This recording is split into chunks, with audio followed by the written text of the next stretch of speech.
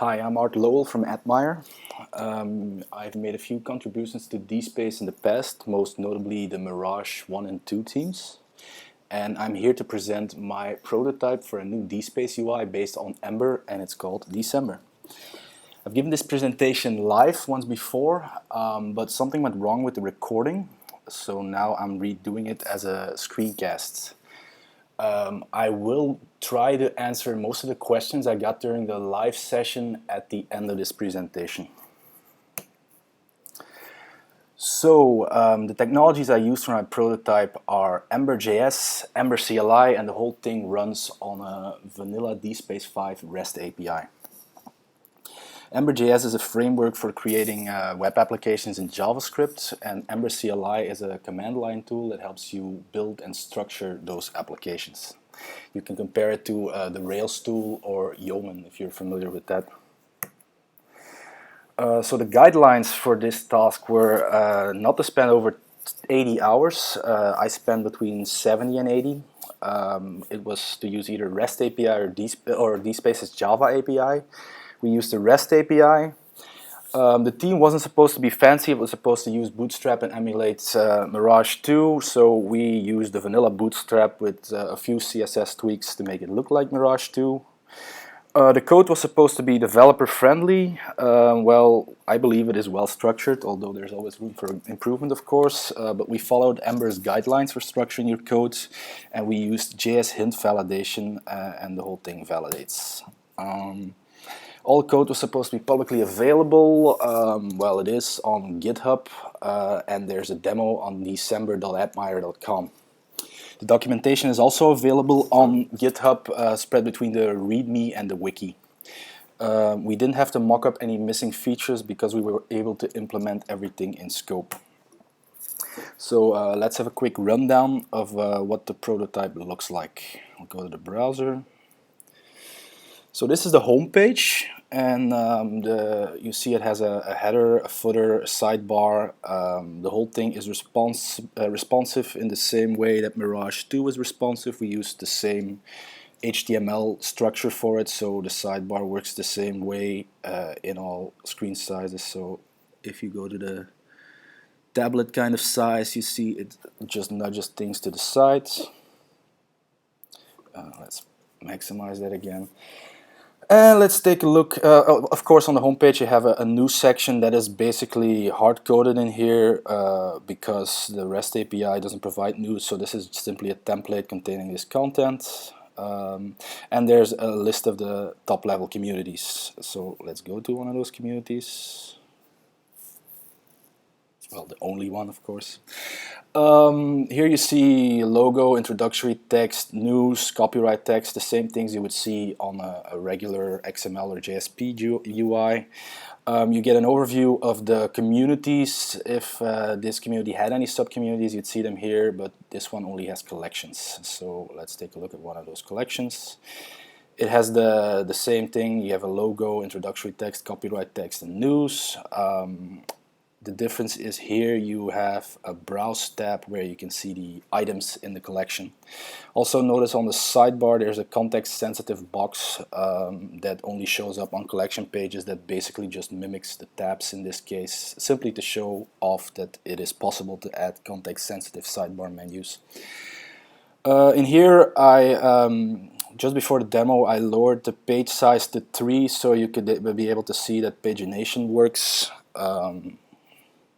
Usually by default it's set to 10 and it's configurable, of course.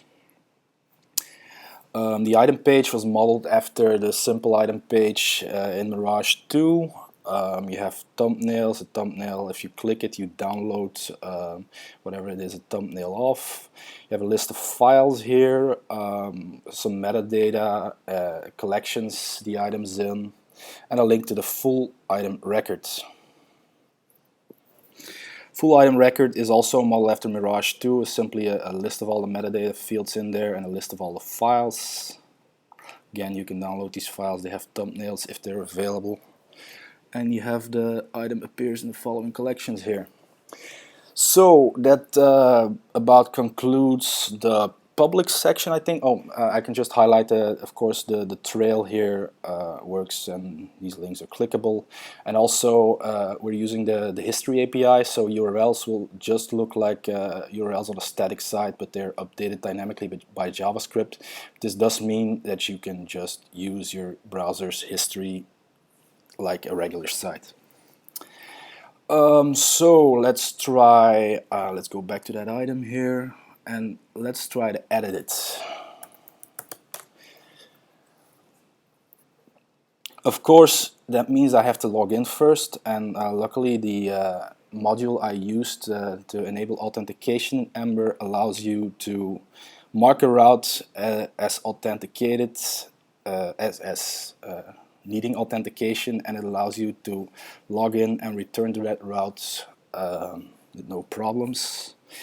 Here you see also another context-sensitive sidebar, and now we're logged in. We can also submit a new item. But let's look at the edit page first. It is also again modeled on the XML UI view for editing items, the admin view. So let's try that here. Let's make that Coherence. And if we update now and go back to the view, I didn't think I had any unsaved changes left. I might be mistaken. Yeah, no, okay. See, the other is changed to Coherence.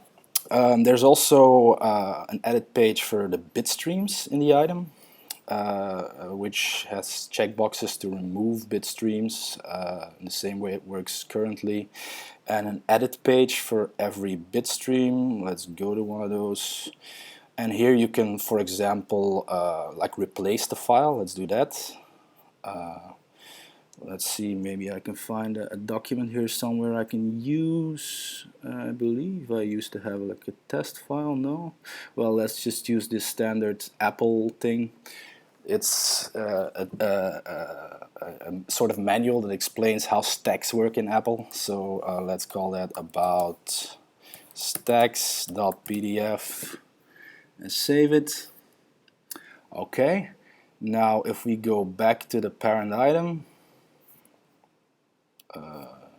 that's not working as it should. It didn't detect that I already saved it. That's a bug I need to look at. Okay, so now it has been replaced by about stacks.pdf, and if I download it and open it, it should be the PDF I just uploaded, and it is. So one thing left to show you is the submission. The submission is modeled on the edit item page, with the exception that you also need to specify a collection. I did add some simple validation just to try it out and see how hard it was to do. Turns out it wasn't hard at all. And here I detected an item needs at least a title and an author, so let's add some author. Well, some author will do. There we go. And if we click it now, it should only complain about the title. Indeed it does. So let's add a title. A test item. Okay, so now we have the fields here. You can still edit them. Let's try another test item here and submit. And then it was returned to the server and added to it got an ID and added to the item page. And we can see it went back and forth to the server because it got some extra metadata fields that I didn't fill in, like date accession, date available, and stuff like that. So that concludes the first part of the demo about the scope of the prototype. Let's get back to the presentation. So how's this project structured? Well, I split it up into two parts. December core, it contains most of the code, and it's specified as an Ember add-on, and that's basically a module. It's not an application that can run on its own. It needs to be part of a separate application and imported into it. And importing it, we have basically an empty application called December, and all it does is import the December core add-on. Now the reason for doing this is because if you, as a user, want to install this UI and make a few customizations to it, you can keep all your customizations in the empty app and import the rest of the code directly from the add-on. So that means if you later have to upgrade, it's very clear which code you have customized and which code you haven't, and everything you haven't touched can be upgraded automatically, and only the things you have touched need to be tweaked again. So that was very important for us, and we tried to keep that in mind while developing the prototype. So anything in the December core add-on can be overwritten in the app by simply placing a file with the same name in the same relative location. So if you put a file there, it will replace it, but you can still reference the December core file by explicitly prefixing it with December core / the entire path, and that way you can subclass the original file or reopen it.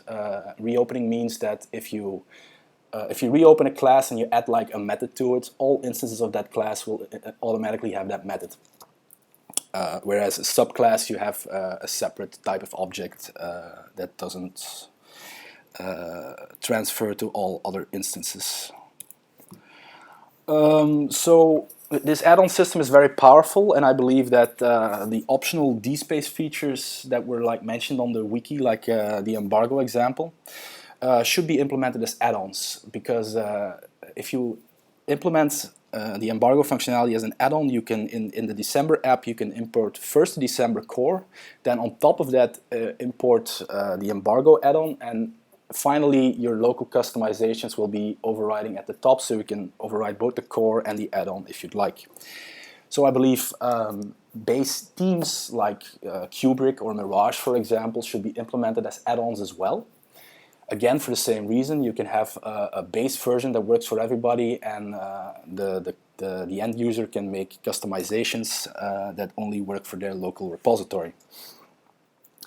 Ember add-ons are basically node modules, so they just, when they're finished, you package them and deploy them to the npm repository, and they can be downloaded by anyone who has Node installed on their machine.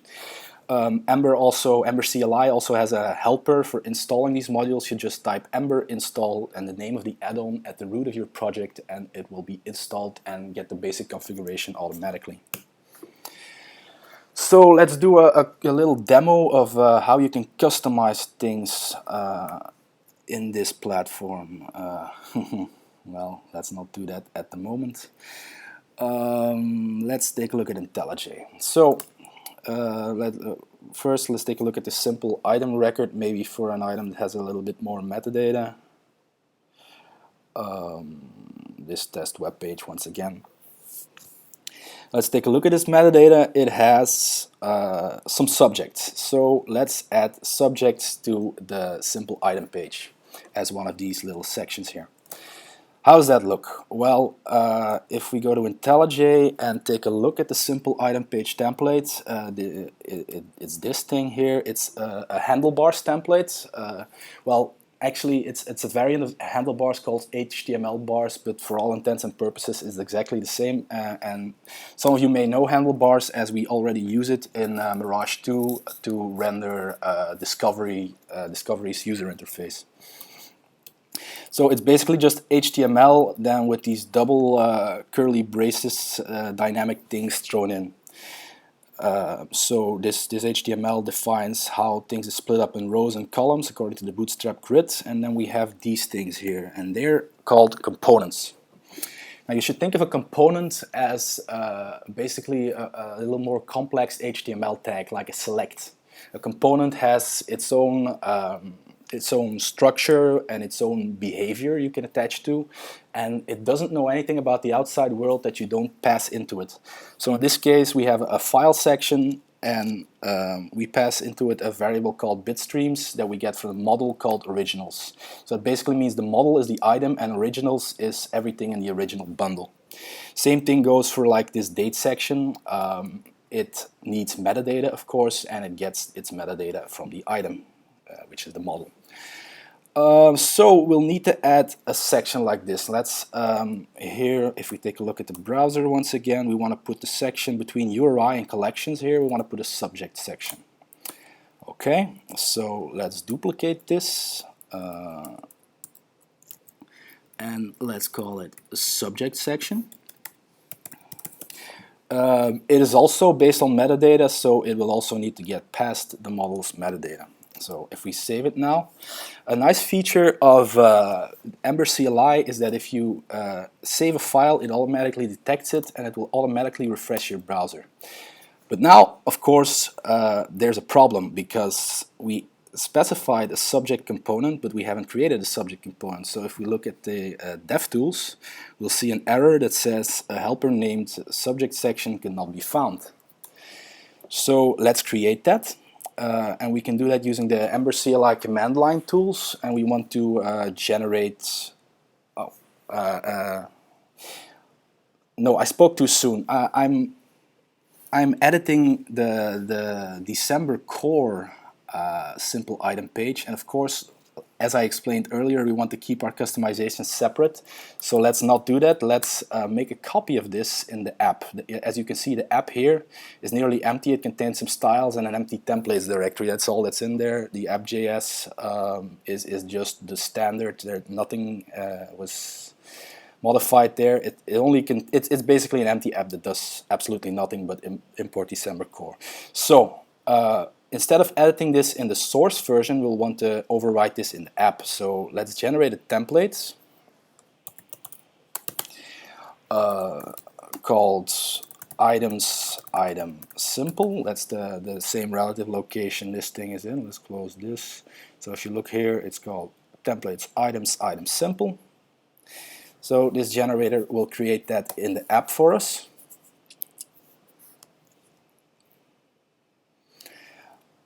And if IntelliJ will refresh, then we can see it here. Now, of course, by default, this is going to be empty. And if we save it now, we should be able to see that this page is empty as well. Let's close this for a second. So it only has a title, and now if we put something in here, let's put like an H1, bingo, and save it again, that bingo should appear here.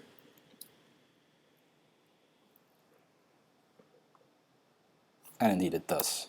So to override it, we want to take the contents of this template and paste it in here.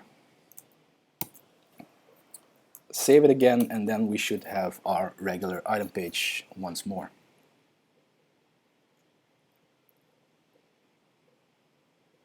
There we go. So now back to what I was going to do at the subject section.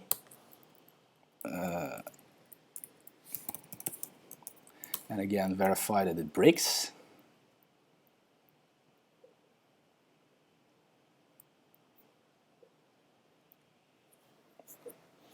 And indeed it does. Let's close this for a second. Okay, so now let's generate that subject component. This is basically the name or the path to the component, so let's just copy this and say Ember G for generate components with that name. And it will generate an empty subject section component for us. If we refresh this again, it should be here, subject section. Default Ember component doesn't do anything, so now what we should see is the page should work again, but it shouldn't show anything because it doesn't do anything yet, for the subject, I mean. And indeed it does, the page works, and there is no subject section. Now our subject section looks a lot like the other sections. All these things have a title and then some metadata. So I made an abstract section component that all these things can inherit from with a few default settings that can be overridden. So if we take a look at this other section, for example, this is again in the default in the December core project. You see it inherits from a field value section component. That's the abstract thing, and it extends that, and it overrides the head, the class names, and the fields. So this is a good start for our subject section. So let's just copy that and paste it here. So what are we seeing? The head is using internationalization. And it's basically saying this is the internationalization key, and it gets that from the internationalization service. We won't get too far into that, so for now, for our subject, I'll just put a string here. So what are we seeing? Again, these class names. This is not strictly necessary because we won't be doing any specific CSS, but it is good practice to add a CSS class that you can easily use if you want to change something about it. So let's add that. And of course, we don't want multiple metadata fields. We just want DC subject in here. Not contributor subject, DC subject. Okay, so now if we take a look at the item page, it should look okay. So we have a subject that shows the subjects cat and calico, and if we go here, those should be the subject fields. There we go.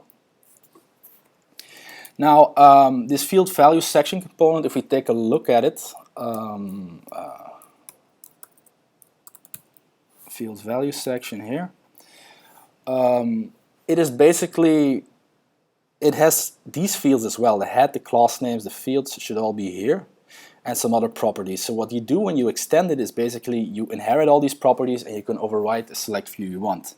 And there's a few things that are interesting. Maybe we want to put our values on separate lines. Then we can add this to the subject section here and change that into true, and that should render our subjects on separate lines and don't do the semicolon separating thing.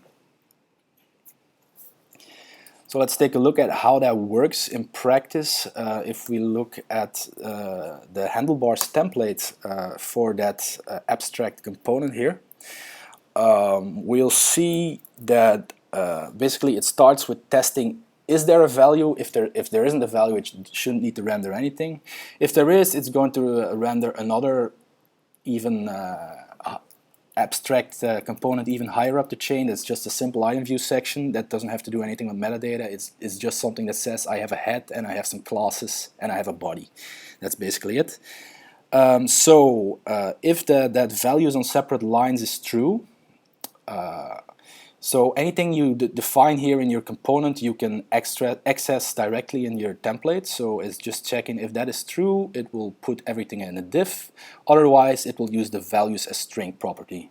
And the values as string, of course, isn't defined on the subject section itself. It's defined in the parent class here. And it basically just takes the values and joins them with a separator. So we could put this to false again, or remove it, because then it will be false by default, and add that separator here and turn that into something else, like I don't know, let's make it a dash, or let's make it a comma, and then this should be all go back to one line and be separated with a comma. There. That's a bit of a demo of how you could customize your local copy of this prototype. Let's go back to the presentation. So now, why should we choose a JavaScript API? What are the advantages over the current UIs? Well, one of them is performance. These client-side JavaScript apps are very fast. Admittedly, the first page load can be a little slower because it has to download all possible templates and messages, etc. Now, in this case, it's not that much slower. If you take a look, let's open this. So I have my cache disabled because this is my development browser, so it's not that slow to load for the first time. And once you visit something, it needs to load for a bit. Let's go up to 3 here. Now if we go back, it loads immediately because everything is already in memory.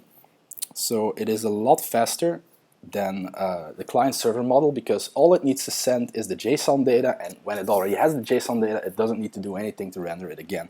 That's why if you go to the simple item view and afterwards the full item view, it goes immediately because this is already all of this is already at the client side and in memory. So they're very fast. it is also more coherent if you design your entire UI in JavaScript, because as you know, JavaScript is a necessity for most complex behavior on websites nowadays. And if you put a lot of JavaScript on your server-rendered HTML, it can get messy and it can get problems with synchronicity.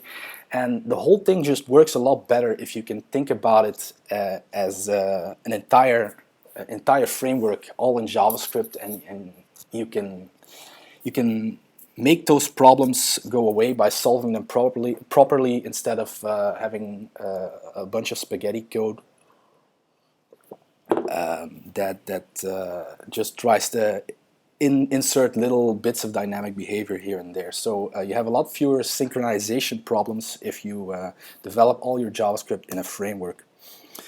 It also gives us an incentive to use and improve the REST API, and having a good REST API makes DSpace a much more attractive platform, because it's applicable for much more than just this UI. If someone else wants to make something based on, I don't know, Drupal or Rails, they can easily do it and use the same features we all have. So I believe a good REST API is an absolute plus for DSpace, and we should all work towards that.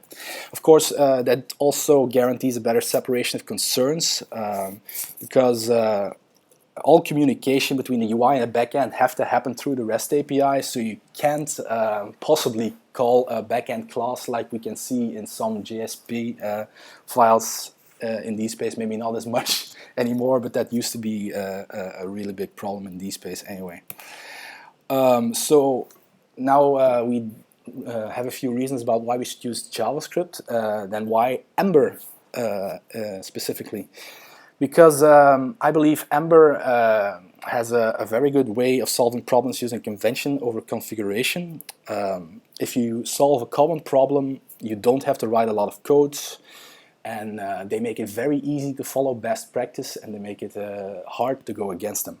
An example I can give here is, for example, if you create an item view page and you have /item /ID, Ember will know how to find the item on your REST API, because it will just go to /item /ID on the REST API, and it will automatically populate the model in your controller. You don't have to do that. It will automatically know that the plural of item is items, things like that. It will do a lot if you work within this standard CRUD system. But everything that is outside of that scope is also able to be configured.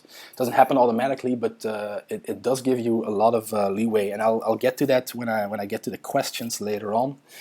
Well, I'll show you a bit of how I modified the backend to work with the DSpace REST API, which isn't exactly following any standards or not the JSON API standard Ember expects anyway.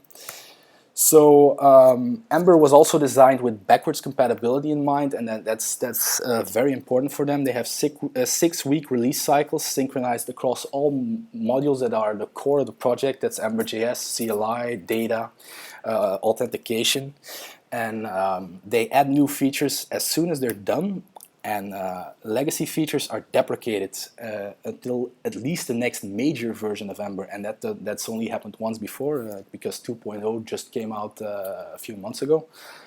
But once a feature is deprecated, you get clear warnings when you build the project and in your browser about this feature is deprecated. Here's how you can fix it. If it's too much to explain in the console, you get a link to where the documentation is on how to fix it. Because of this, the Ember 2.0 release was not an issue. All new features were already in there. They were gradually introduced, so if you wanted to use them, you could already use them. And the only thing that 2.0 really did was remove features that had been deprecated for months. Ember is also a very developer-friendly framework. It has great documentation, lots of tutorials, guides, API docs, and a great thing about it is they can all be viewed by version. So maybe because of the 6-week release cycle, it's very likely that you're not on the latest version. So you can see what the guides are for the version you're working with again, recommendations on how to make it future-proof, which is really useful. Ember uses ES6 today. ES6 is the new version of JavaScript, and the Ember CLI is entirely based on the concept of JavaScript modules as they are in ES6. So it comes with a built-in transpiler. So that means that the JavaScript, the ES6 codes is transpiled to ES5 on build, so it runs on older browsers. And once all browsers catch up and start supporting the new standard, you can just take that transpiler out of the build, and it will just work natively in the browser. But because of these modules, you have also all the other cool new features in ES6 available for you, like fat arrows, destructuring, templating, promises. There's really a lot of things that make the developer's life easier in the new version of JavaScript, and they're great to use. A great feature of Ember is also the computed property. So we just took a look at, let's do that again, at these things. So these are just properties in an object. They're not functions, they have just a simple string value. Now Ember has a concept called computed properties, where you can say, if I have a property first name and I have a property last name, I can define a computed property full name that depends on first name and last name, and is basically a function that tells you how to compute the full name based on those other two properties. But in use, it is exactly the same as a statically defined property. And of course, if first name or last name modifies, full name will be updated automatically. So this is used everywhere throughout Ember. It's a great feature that helps you get things done really cleanly and really fast. It also has a huge amount of little helpers, like comparable to the things you find in Apache Commons in Java, for things like mapping, filtering, is empty, is blank, stuff like that first. So a lot of Lambda stuff in here as well, like for mapping, filtering, and finding. It has a great extension for both Chrome and Firefox that allows you to analyze the running Ember application to in its smallest details. You can go to any controller, any template, any object, and see what its properties are, modify its properties, and see your app change on the fly. It is great. As we saw before, it has live reload out of the box, so any change you make, your browser detects it and updates the page you're working on immediately. That is great. And a lot of other tools. You should really take a look at it. It's really developer friendly. The important feature, of course, from Ember CLI are add-ons. I just explained that a little bit before. Add-ons are just NPM modules. There are already thousands of them available to solve all sorts of common problems, like internationalization, authentication, SaaS support. These modules can be completely self-contained, or they can use the overlay mechanism we're using in December, or mix and match. Ember's not going anywhere. It's under active development. It has dozens of commits per week since its inception in 2011. It has hundreds of posts each month on Stack Overflow and on their official forum, and monthly meetups all over the world. And it is used in production by Apple for the new Apple Music tab on iTunes is an Ember application, for example. Netflix uses it, Yahoo, LinkedIn, Groupon, Vine. A lot of people use it in production, and they wouldn't like to see it go somewhere soon. So you can try this out yourself. You can see our demo at december.admire.com or install it yourself. It's really not that hard, especially if you already have the Mirage 2 dependencies. You need Node, Git, and then just install the new Ember Node module, and you're good to go. Instructions are on our GitHub, of course. So now I'll try to answer the questions I got again for this screencast. One of the questions I got is how much experience do you have with Ember? Well, I've been following Ember since about 2012, and I made a few test apps here and there. We used it at Admire for a couple of more complex JavaScript integrations in DSpace, but we never used it for a complete app before. So this project is definitely the largest thing I've done in Ember so far. Then they asked me if this project was hard to do.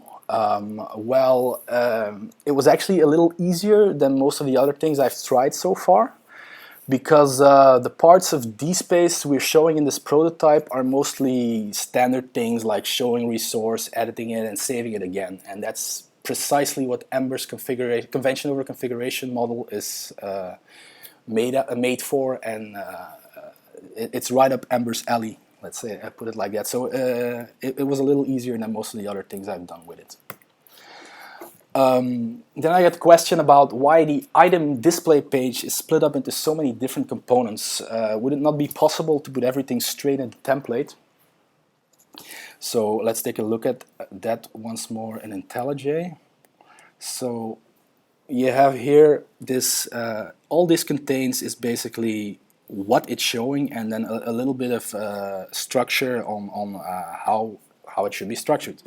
But you could easily just go to the contents, like these things. You could easily just paste them in here. You may have to change a little bit of the variable names. You may have to prefix them with where the variables come from, but that would simply just work the same way. But I tried to keep these templates as small as possible. That way, if you need to overwrite something, you can overwrite exactly what you want to customize and nothing else. So if, for example, you overwrite the way the list of authors is rendered, you can override only that component. But if it was part of the item page template, you have to copy the way all the other elements were rendered in your override as well. And if they were to change in a later update of this UI, you'd have to merge those changes with your customizations to update to the latest version, and that would create a lot of work, and we want to avoid that. So another question I got was, how does the connection to the REST API work? Well, we have for the objects on the server side, we have models on the client side. We have models for things like items, collections, communities, metadata. And these models need to be linked to the REST endpoints somehow. And if you use a JSON API, REST API, if it follows a JSON API standard, I mean, it'll all work out of the box. There are also implementations for things like WebSockets and Firebase and things like that. But of course, there was no standard implementation for DSpace's REST API, so we had to tweak that a little bit. Again, this slide explains that if there's nothing out of the ordinary about it, you don't have to do anything. Your model will map to the endpoints exactly if it has the same name, and if the properties of the model are all returned by the endpoints, and if it has the expected endpoints for creating new models, for listing them, etc. So if things don't match up, you can fix that using adapters and serializers. An adapter determines how the data is persistent to the backend. So using an adapter, you can specify exactly which endpoint to use for which kind of model, whether to use REST or WebSockets, or to add any additional parameters. In our case, I had to expand, add the parameter expand this all quite a few times using the adapter. And then you have serializers, and they are responsible for formatting the data that is sent and received from the backend. So it allows you to map a model's property to a different JSON value from the server, or to add or remove properties. An example in December is that metadata objects in the DSpace REST API, in DSpace 5 at least, I believe that's changing in DSpace 6, I'm not sure, that they don't have IDs when they get returned. The JSON doesn't contain an ID for them, but a Ember model expects an ID. So in the serializer, I generate a UUID for every model that comes in, so everything works smoothly. You can also use the serializer to specify which data can be side-loaded, and side-loading means that if you get an item, you get all the metadata objects at the same time without having to send another request for them. So the expand all basically enables side loading in the DSpace REST API. So in the serializer, you define which properties can be side loaded, which can't, and how that happens. So to summarize, the adapter knows how to get the data for a specific model, and the serializer knows how to translate that data into a model instance. In most cases, the default adapter and serializer suffice, but you can, if you need to make tweaks that are shared between all your models that are unique to the REST API but not to a specific model, you can simply override the application adapter or serializer and have that shared by all modules. And if you need to tweak something specific for one model, you can create a serializer or adapter for that. So the final question I got was how would a search engine crawl one of these JavaScript web apps? Now, the problem with that is in a single-page JavaScript web app like December, the HTML file is virtually empty. It gets filled by JS at runtime. So if it gets viewed by a browser that doesn't understand JavaScript, there will be no content. And this used to be a big problem for crawlers. So Google had these AJAX crawling guidelines to fix that problem, but they deprecated those last October because their crawler bots can now just work with JavaScript apps. They can interpret JavaScript just fine by now. And they advise you not to serve static content to their crawlers anymore. That's all good and well for Google, but not all search engines already claim to be compatible. So if you want to support more, you have a few options. The most common one is PhantomJS. So PhantomJS is a headless browser based on WebKit. It was designed for automated testing, and it can be used to generate static HTML versions of a JavaScript app. So what you do is you use it to generate these static versions every night or every time your content changes, and then you add a fragment meta tag to your HTML to tell the crawler where to look for these static files. And this solution has been in use by many JS apps in the last few years, and it's been working well, but it can be a bit complicated to set up. So there have been a lot of premium services to do that thing for you. And most of these now support Ember as well. There's a few dedicated to Ember, and usually it just means you install an Ember add-on in your application and add a few lines of config, and then you can use the premium service. Ember is also working, the Ember core team is working on Fastboot, and that is an add-on that is designed to speed up the first page load of an Ember app.